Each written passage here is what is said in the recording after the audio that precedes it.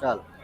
बिस्मिल्लाहिर्रहमानिर्रहीम, अस्सलाम वालेकुम। मैं सलमान दुरानी हूँ, आप मेरा यूट्यूब देखें। ख्वातीन हज़रात, इस वक्त हम मौलाना फजल रहमान साहब की रिहाइशगाह पर मौजूद हैं, जो कि इस वक्त सियासत का मरकज़ बनी हुई है। सारा दिन जो है वो मुलाकातें होती रहीं और मामला जो है वो सिर्फ़ और सिर्फ एक आइनी तरमीम का है। शहाब, आप सारा दिन रिपोर्ट करते रहे हैं, जी, तो इस वक्त तक आप क्या सूरत हाल देख रहे हैं? देखिए इस वक्त जो सूरत हाल है, अगर उसकी बात की जाए तो there is a lot of chaos and situation is very complex right now, let's be very honest. Although एक चीज हमें समझ जानी चाहिए कि the only missing piece of this puzzle is Maulana Fazal Rahman. हाँ। वो एक पजल होती है ना, उसमें एक मिसिंग पीस होता है, वो लग जाए तो बाकी सब सेट हो जाएगा। मौलाना साहब नहीं है अगर इस इक्वेशन में, तो फिर पीटीआई के बंदों को भी खराब करने का फायदा कोई नहीं, क्योंकि उसमें यह है कि मौलाना साहब जो है अब उनके लिए एक बहुत बड़ा चैलेंज है। और मैं ये समझता हूँ कि अगर इस मौके तक मौलाना फजल रहमान साहब ने रेजिस्ट किया है, ये भी एक बहुत बड़ी अचीवमेंट है। और ये अचीवमेंट पता किसकी है? ये अचीवमेंट पाकिस्तान तहरीक इंसाफ और इमरान खान के उस नैरेटिव की है, जो कि इस वक्त इस कदर अवाम में सरायत कर चुका है कि सब लोग जो हैं वो बहुत मरतबा सोचने पे मजबूर हो गए हैं कि आखिर अगर हम इमरान खान या फिर इस तरमीम और इन चीज़ों के अंदर हम वो सब कुछ करते हैं जो पॉपुलर नैरेटिव नहीं है, so what would happen to our politics. Although इस वक्त ये भी खबरें हैं कि मौलाना फजल रहमान साहब को अप्रोच करवाया जा रहा है एक दोस्त मुल्क की एंट्री की हवाले से। हामिद मीर साहब जो हैं उन्होंने एक बहुत बड़ा क्लेम किया। बाकी अब यहाँ पे गहमा गहमी देख रहे हैं, मौलाना फजल रहमान साहब की रिहाइश का इस वक्त पाकिस्तान की अच्छा, ये जो सियासत का महवर बनी हुई है। एक्सटर्नल क्या आप बता रहे हैं, किस मुल्क से जो है वो नहीं, करवाया मैं गया? मुल्क तो नहीं, मुल्क तो हामिद मीर साहब बताएंगे, लेकिन अब आप खुद ही समझ जाए, अब ईरान से तो मौलाना साहब को सिफारिश करवाने से रहे।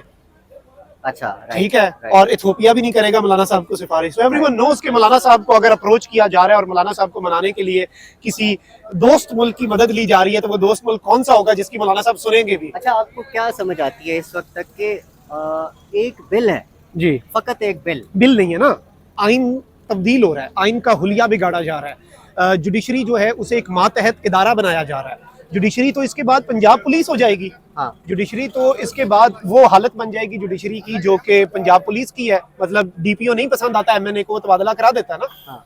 डीआईजी ऑपरेशंस नहीं पसंद तो उठा के उसे ओएसडी कर दो। तो इस्लामाबाद हाई कोर्ट का जज ना पसंद आए तो उसे उठा के बलूचिस्तान भेज इसको देंगे। जुडिशल कू कहना बेहतर है। बिल्कुल, it is a very big judicial coup. और आज इंटरनेशनल डे है डेमोक्रेसी का। एंड और आज आज बाज़ाब्ता तौर डेमोक्रेसी का पे कत्ल हो रहा है पाकिस्तान के देखिए, अंदर। पिछले कत्ल जो थे ना डेमोक्रेसी के, वो कत्ल नहीं थे, क्योंकि वो कत्ल थे क्योंकि वो मार्शल लॉज थे। आज डेमोक्रेटिक सुसाइड है, हाँ, आज जमहूरी खुदकुशी है। हाँ, 63A और ये सारी चीजें आप देखें ना जिनमें तरमीम हो रही हैं। आर्टिकल 184 में तरमीम, अज खुद नोटिस, हाँ, खल्लास। आर्टिकल 187 एब्सोल्यूट जस्टिस, मुकम्मल इंसाफ अब नहीं होगा। नई आईनी अदालत का क़याम, उसका चीफ जस्टिस भी वजीर आजम लगाएगा। अच्छा, नई आईनी अदालत में बाकी 4 जजेस भी वजीर आजम लगाएगा। अच्छा, सुप्रीम कोर्ट के 5 सीनियर मोस्ट जजेस में से एक को वजीर आजम चूज करेगा। आप मुझे ये बताएं, वजीर आजम अपना जो वजीर आजम ऑफिस में चाय लाने वाला बंदा है, वो खुद चूज करने की हैसियत में है इस वक्त? बिल्कुल नहीं।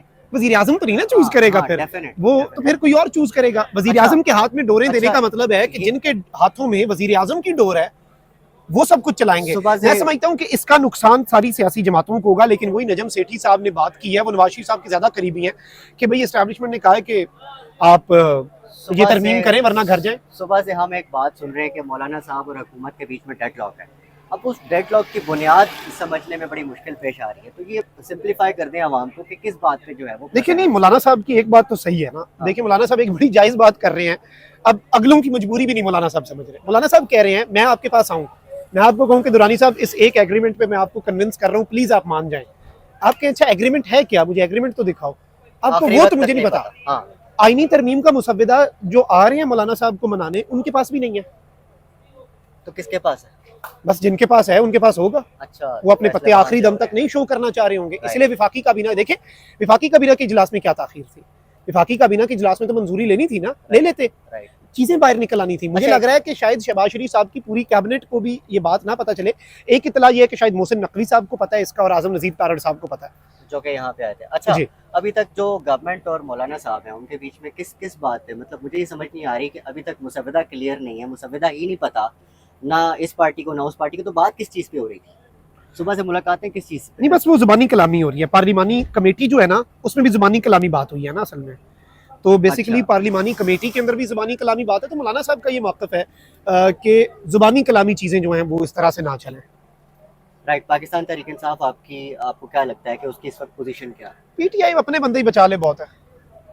हम्म, जो ये। बचाने की कोशिश में है, लेकिन पीटीआई अपने तो अपना घर तो महफूज करे ना, Right. अपना किला तो महफूज करे। अच्छा, एक और गॉसिप भी थी, वो ये कि एक मतवाजी जो है वो अदालत लाने की आईनी बात आईनी अदालत, एक कॉन्स्टिट्यूशनल कोर्ट, बेसिकली क्या वो ये भला कह है? रहे हैं कि जस्टिस मंसूर अली शाह हो या सुप्रीम कोर्ट में कोई भी जज हो, वो सजाए मौत और उम्र कैद के मुकदमों से आगे जा ही ना सके।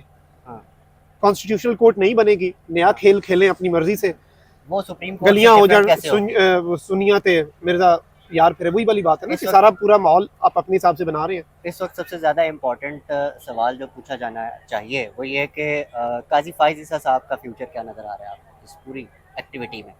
खाया पिया कुछ नहीं, गिलास तोड़ा 12 आने, या फिर उससे भी अच्छा 100 प्याज और 100 जूते।